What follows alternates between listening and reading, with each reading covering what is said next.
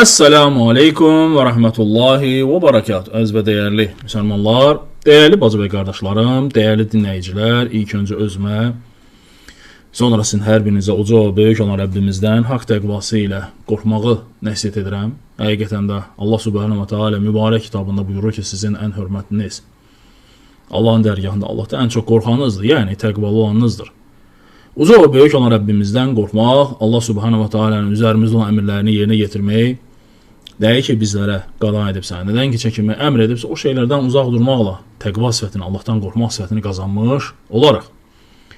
Ateistlər, deistlər, agnostik, həmçinin bu qəbildən olan digər dinsizlər, imansızlar barəsində olan növbəti bir videomuzdur.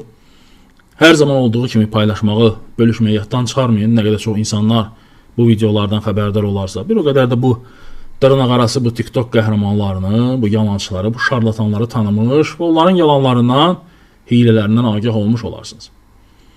Dəyərli dinləyicilər, mən və həmçinin də digər qardaşlarımız dəfələrlə söyləyirlər və hər dərsimizdə, hər hansısa bir mövzunu danışdığımız zaman biz söyləyirik ki, insanın sağlam ağlı, hansı ki Allah Subhanahu wa Taala insana bəxş edir, o heç vaxt Qurana və sünnətə zidd ola bilməz. Mümkün deyil. Mümkün deyil ki, ağıl Allahın kitabına və Peyğəmbər sallallahu aleyhi ve sellemin sünnətinə zidd olsun. Sağlam ağıldan gedir söhbət. Sözsüz ki, o ağılda ki, naqislik var.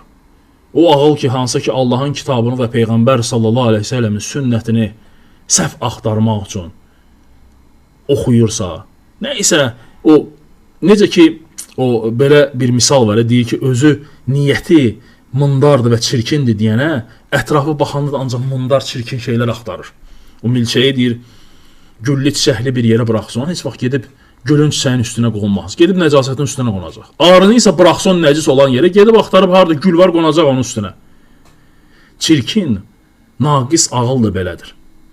Çalışır ki, özü necədirsə, mundar, çirkin niyyəti varsa, eləncə də Allahın kitabında oxuduğu ayətlərdən çalışır ki, nə etsin, səhvlər axtarsın.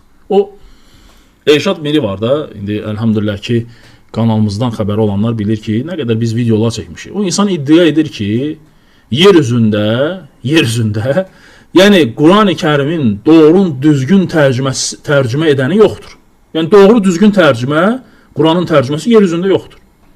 Yəni siz təsəvvür edin ki, bu insan ərəbə, hansı ki, Peyğəmbər sallallahu aleyhi ve sellemin Məkkədə doğulması və o Quran-ı Kərimin ərəb dilində nazil olması və ərəbin hansı ki o kitabı oxuyur və başa düşür, ərəbə öyrədir ki, ey ərəb, sən tərcümə elədin bu Quran səhv tərcümədir, düz tərcümə eləmirsən.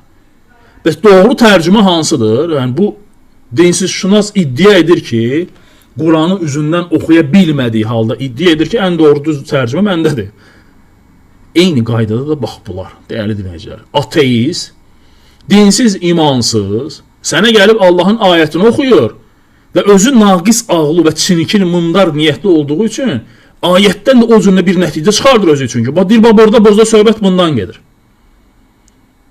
Və səni də örgətməyə, səni də sübut etməyə çalışır ki, sən səhv başa düşürsən. Halbuki səndə təmiz fitrət olduğu üçün, ağlın salamat olduğu üçün, elhamdülillah, nə qədər orada müsəlmanlar hansı ki, çıxıblar mı ilə debat eləmək, görürsən buna etiraz edirlər, yox, orada elə ola bilməz. Vallahi ki, Allahın kitabında və Peyğəmbər sallallahu aleyhi ve sellemin sünnəsində heç vaxt şübhə etməyin, qardaşlarım. Vallahi ki, yəni bu kitab qiyamətə kimi bəqidir, qalıcıdır. Və qiyamətə kimi bütün yer üzü İslam olacaq, qardaşlarım. Yəni İslam dini sürətlə yayılır. Ona görə də bu cür kafirlər çıxırlar ki, insanları bacardıqları qədər azdırsınlar öz yollarını. Sözsüz ki, yəni azanlar olacaq, sözsüz ki, doğru yoldan çıxanlar olacaq. Və bizim də istədiyimiz, çalışmağımızın məqsədi də, qayəmiz də odur ki, yəni müsəlmanlar maariflənsinlər, örgənsinlər öz dillərini. Vallahi ki, kafir, Avropada, Amerikada, Rusiyada oxuyur Quran-ı Kərimi, İslamı qəbul edir. Və deyir ki, bundan gözəl bir kitab yoxdur. Amma müsəlman hansısa bir ateistin sözü ilə İslam dinindən çıxmağa hazırdır. Allahu Akbar. O dəhşət budur, qardaşlarım. Hansısa bir müğənni gəlir sənə İslamı başa salır ki, burada hicabdan getmir söhbət, sinəni bağlamaqdan gedir. Müsəlman da dərhal inanır. Müğənniyə inanır ki, o müğənni düz izah edir də deyir. Burada doğrudan da deyir, sinəni bağlamadan, ki, başı bağlı. Dindar oturub burada səhərdən axşama kimi öldürür özünü ki, ay insan. Bu mənim sahəmdir də. Bu mənim sahəm. Necə ki, hər bir sahənin mütəxəssisi var. Bu da İslam sahəsi də bizimdir də. Əlhamdülillah biz bu şeyi olduğu kimi sizə çatdırırıq. Öyrənmişik alimlərdən, bu işin mütəxəssislərindən. Sizə izah etməyə çalışırıq ki, burada baş örtünməkdən gedir, sinə örtünməkdən yox. Deyirlər, yox, o müğənni düz deyir. Müğənni düz deyir, qardaşlarım. Dəhşət deyir. Ateist düz deyir. Einstein, nə bilim, Darwin düz deyir. İnsanlar təkamüldən, meymundan əmələ gəliblər. Allah Subhanahu taalanın Quran-ı Kərimdə bizə xəbər verməsi ki, insanlar Adəmdən törüblər, yox, o düzgün deyil. Yəni gör müsəlman hansı hala gəlib. Yəni kafir Allahın kitabını oxuyur, İslam'a gəlir. Müsəlman ateistin sözü ilə İslamdan çıxır. Qəribə deyil. Nə qədər qəribə səslənsə də, həqiqətdir bu. Acınacaqlıdır. Bunu öz dininizdə oxuyun, öyrənin qardaşlarım ki, beləncə ünsürlərin sözlərini aldanmayın. Deməli, bugünkü mövzumuz da bu Nisa surəsi deməli 23-cü ayəti barəsindədir. Baxın, görün ayəti necə öz ağlına, yəni çirkin niyyətinə uyğun fırladır. Allahu Ekber. Dinləyin. Kəbin kəstirmisən bugün. Bu, dul arvatla, düzdür. Akşam da aramızda iş ne olmayıb, toxunmamsan. Olmuyor, toxunmam. Hə. Səhərsi gün gəlib qardaşına deyirsən ki, onun qızını da alacam. Olar mı? Allahu Ekber. Yəni insan niyyəti çirkindir deyənə, mındardır deyənə, eyni öz ağlına nə gəlirsə, öz nəfsinə nə gəlirsə, o cürə də düşünür. Ola bilər belə bir şey, qardaşlarım. O cavab verən də düz verir. Belə bir şey. İkisini bir yerdə demir. Analarınıza əgərlər... Görsən, düz deyir, ikisini bir də yerdə demir axı. Boşanandan sonra söhbət gedir. Yəni boşandıqdan sonra sən Allah Taala şəriət icazə verib. İndi biz o ayətin izahını verəcəyik. Hədə analarını almısan amma əl dəyməmsən də, gəlib qızını alırsan. Qızını alırsan, anasına əmin dəymirsə, qızından bir şey sən kəbin kəstirə bilərsən. Hədə, normal bir şeydir bu. Yoxsa bu ayədə yuxarıda da deyir ki, qızlarınız haramdır, yəni olmaz. Qaqa, deyirəm ki, sən bugün arvadı aldın. Arvadın 18 yaşında da qızı var. Bu qız sənin ögey qızın olur. Ördək qızım olur. Ay sənə deyil, sənən buradadır, yaralı haldadır. Sən ona... Eşitdiniz dəyərli dinləyicilər? Deməli biz ayətə qaydaq. Allah Subhanahu taala Nisa surəsi 23-cü ayətində buyurur ki, siz analarınız sizə, yəni sizə analarınız, qızlarınız, bacılarınız, bibiləriniz, xalalarınız, qardaşınızın qızları, bacınızın qızları, sizi əmizdirən süd analarınız, süd bacılarınız, arvadlarınızın anaları, yaxınlıq etdiyiniz qadınlarınızın himayəsində olan ögey qızları. Bax, Allah Subhanahu Taala'nın kitabı, necə ki, hər bir dövlətin konstitusiyası var, cinayət məcəlləsi var, dövlətin qayda-qanunları varsa, İslam dinində də şəriət qayda-qanunlar Allahın kitabından götürülür. Peyğəmbər sallallahu aleyhi və səlləmin sünnətindən götürülür. Hədis, ayə və hədislər bizə şəriəti izah edir. İnsanlar Ərəb xilafətini, Osmanlı xilafəti şəriət üzərində qurulmuş bir ölkələr olub, dövlətlər olub. Hansı ki, oğruyla necə rəftar olunmalı, zinakarla necə qayda-qanunlar, necə ki, dövlətin qayda-qanunları, şəriətdə də bu cürə qayda-qanunlar var, qardaşlarım. Elə belə deyil ki. Və Allah Subhanahu Taala bu Nisa surəsində kimlərlə evlənmək qadağandır və kimlərlə evlənmək olar icazələri, onları sənə izah edir. Və deyir ki, baxın, ayətin bu hissəsidir əsas. Yaxınlıq etdiyiniz qadınlarınızın himayəsində olan ögey qızları. Görün sonra nədir? Yox, əgər o qadınlarla yaxınlıq etməmişsinizsə, onda ögey qızları ilə evlənməyiniz sizə günah deyildir. Öz belinizdən gələn oğullarınızın arvadları ilə evlənmək və həmçə iki bacını birlikdə almaq sizə haram edildi. Haram edildi. Olub keçənləri isə artıq keçmişdədir. Həqiqətən də Allah Taala bağışlayandır və rəhimlidir və mərhəmətlidir. Baxın, dəyərli dinləyicilər, qısa bir izahla sizə izah verim ki, adi görürsən ki, dünyavi həyatda da insan hər hansı bir qadından xoşu gəlirsə, görürsən, o ilə nişanlanır, kəbinlənir. Hətta elə olub ki, görürsən, zaks olunub belə, lakin toya yaxın müddətdə yola getməyiblər və yaxud da hər hansısa bir ciddi səbəbdən ayrılıq baş verib. Yəni aralarında heç bir şey olmayıb, lakin nişan, kəbin hamısı olub, lakin heç bir yaxınlıq olmadan nədir? Bunlar ayrılıblar, boşalıblar, gediblər və salam. Şəriətdə də bu məsələlər belədir, qardaşlarım.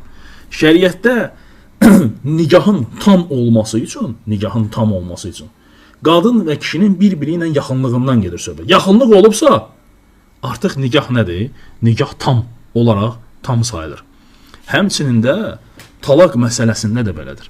Əgər bir kişi öz qadınına talaq veribsə, yəni boşayıbsa, qadın bilirsiniz ki, 3 heyz müddəti gözləyir. 3 heyz müddətindən sonra, yəni 3 ay ötəndən sonra, yəni o onun üçündür ki, qadının hamilə olub olmamağı bilinsin.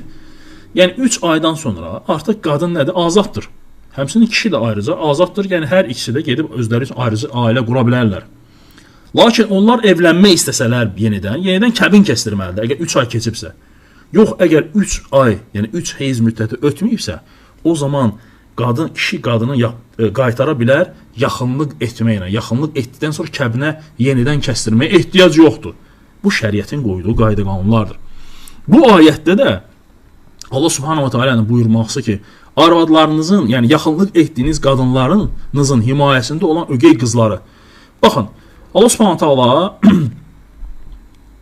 alimlər bunu necə izah edirlər? Birinci hal haram olan haldır. Hansı ki alimlər deyirlər ki, əgər sən bir qadınla nikah bağlamısansa və onunla yaxınlıq etdin. Baxın, izaha baxın qardaşlarım. Qadınla nikah bağladın. Sonra onunla nə etdin? Yaxınlıq etdin. O qadının əvvəlki ərindən olan qızı sənə əbədi olaraq haram sayılır. Və salam, sən ona evlənə bilməzsən. Çünki səninlə artıq onun arasında ögey ata, ögey qız münasibəti yaranır. Ata-qız münasibəti yaranır. Mümkün deyil. Şəriət qayda olub ki, əgər yaxınlıq baş verdisə, artıq o qadının başqa bir kişidən olan qızı sənə nədir? Haramdır. Və salam. Artıq o qadın, o uşaq sənin yanında başını da aça bilər böyüyəndən sonra. Şəriət sənə bunu izin verir. İkinci hal bu məsələdə nədir? Sən bir qadınla nikahladın. Heç bir yaxınlıq bax diqqətlə qulaq, heç bir yaxınlıq olmadan, bayaq dediyim misal, nişanlısan, kəbinlisən, nə bilim zaksu, toy yaxın ayrıldınız. Və burada da deyir ki, bir qadınla yaxınlıq etmədən boşandınsa, ayrıldınsa, o qadının qızı sənə nədir? Haram olmur. Yəni müəyyən bir müddətdən sonra qız sən şəriət icazə verir ki, ailə qura bilərsən. Çünki sən o qadının anası ilə nədir? Yaxınlıq olmayıb. Bu şəriət bunu sənə izah edir. Lakin bu çirkin ağlı ilə nə deyir? Çirkin ağlı ilə deyir ki, yox, əgər sən anası ilə evlənmisənsə, sağ gəlib qardaşına deyirsən ki, bazu da ver mənə. Estağfurullah. Yəni insan özü nə ağıldadırsa, nə niyyətdədirsə, oxuduğu şeylə də onu başa düşür. Allahu Ekber. Və sonra burada alimlər izah edirlər ki, əgər yaxınlıq etmisənsə, demək o qız sənin evində böyüyüb. Artıq deyir, ata-qız hörməti yanılır. Bəli, anası ilə nikah kəsib, yaxınlıq etmədən boşansan, sonra ananın qızı ilə evlənmək şəriət sənə icazəli bilir. Əgər boşandıqdan sonra bir qadınla nikah bağlamısınız, amma onunla cinsi yaxınlıq etməmsinizsə, həmin o qadının qızı ilə nədir? İcazəlidir sonradan evlənə bilər, əgər insan istəsə. Amma qadınla cinsi yaxınlıq baş verib və o qadının qızı artıq əbədi olaraq səni haram olur və onunla evlənmək icazəli deyildir, qardaşlarım, icazəli deyildir. Bu, şəriətin qoyduğu hökmlərdir, qaydalardır. Hansısa bir dinsiz, imansız, hansısa bir ateist gəlib sənə Allahın kitabını, ayətini, hər hansı bir ayətinin izahını ömrü boyu verə bilməz. O ayətin başa düşməsi üçün bu cür naqis ağlı ilə onun İslamı qəbul etməsi lazımdır. Qəlbinin İslama açılması lazımdır. Əgər bu ayəti, dəyərli dinləyicilər, 1400 ildir müsəlmanlar oxuyur bu ayətləri. 1400 ildir bu ayəti müsəlmanlar oxuyur. Allah həmd olsun, Azərbaycan dilində dəfələrlə açıb oxumuşuq ayəti və heç kəsin ağlından, ucundan belə keçirməyib ki, burada söhbət ondan gedir ki, anası ilə evlənirsən, sabah get qızını da ala bilərsən. Bu mundarlardan başqa. Bu ancaq belə mundarların ağlına gəlir belə fikir. Niyə mənim ağlıma gəlməyib, sənin ağlına gəlməyib? Çünki sən oxumusan ayəti, o cürə də başa düşmüsən ki, burada söhbət nədən gedir? Boşanandan sonra gedir də. Həmçində Allah Taala nə deyir? İki bacını deyir, eyni anda ala bilməzsən. İndi bu mundar da öz ağlına fikirləşəcək ki, hə, deməli iki bacını da almaq olar. Şəriət sənə həmçə hökmlər qoyub, qaydalar qoyub. Allah həmd olsun. Ona görə də, qardaşlarım, bu cürlə yalançılara, şarlatanlara aldanmayın. Dininizi öyrənin. Dininizi oxuyandan sonra, öyrənəndən sonra, Allah ki, bunlar sənə nəysə danışanda, sən bunun danışıqlarını nağıldan başqa bir şey zənn etməyəcəksən. Allah'a emanet olun. Esselamu Aleyküm ve Rahmetullahi ve Berekatuhu.